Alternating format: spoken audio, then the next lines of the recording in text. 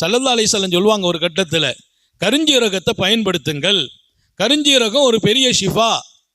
கேன்சருக்கு கூட கருஞ்சீரகத்தை பயன்படுத்த சொல்றாங்க. கேன்சர் நோய்க்கு கருஞ்சீரகம், ஹார்ட் சம்பந்தப்பட்ட நோய், இன்னும் சொல்ல போனால் கைகால் வலிகள், பல்வலிக்கு கருஞ்சீரகம். பழைய காலத்தில் அதை தடவுவாங்க அங்கே கன்னத்துக்கு மேல. கருஞ்சீரகம், வயிற்று வலிக்கு கருஞ்சீரகம். கருஞ்சீரகத்தில் ஆயில் வந்து இருக்கிறது. கருஞ்சீரகம் வந்து பொடி இருக்குது, அதை தேன்ல குழப்பி சாப்பிடணும். ஒன்றும் வேண்டாம், டெய்லி காலையில் எழுந்திருச்ச உடனே கருஞ்சீரகத்துடைய விதை ஒரு 10-20 விதையை டெய்லி சாப்பிட்டார் வைங்களேன், பெரிய நோய்கள் வராதுன்னு எழுதுறாங்க. டெய்லி காலையில் எழுந்திருச்சு கொஞ்சம் 4-5 கருஞ்சீரகத்தை தூக்கி வாயில போட்டு மென்றுட்டா போதும், நிறைய நோய் ஸ்டாப் ஆயிடும்.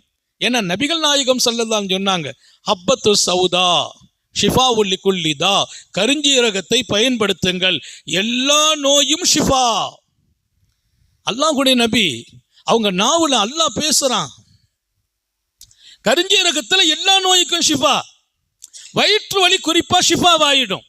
வயிற்று வலி உள்ளவங்க கருஞ்சீரகத்தை பவுடர் பண்ணி அதை தேன்ல குழப்பி சாப்பிட்டாங்கன்னா நிறைய நோய்கள் ஷிஃபா.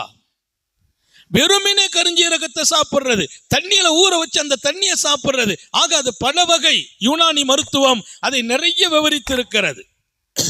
ஆனால் நபிகள் நாயகம் ஸல்லல்லாஹு அலைஹி வஸல்லம் கருஞ்சீரகத்தை பயன்படுத்துங்கள், அது எல்லா நோய்க்கும் ஷிஃபா என்று சொன்ன போது, இல்லா ரசூல் ஒரு வார்த்தை, இல்லா சாம், மௌத்துக்கு ஷிஃபா இல்லை.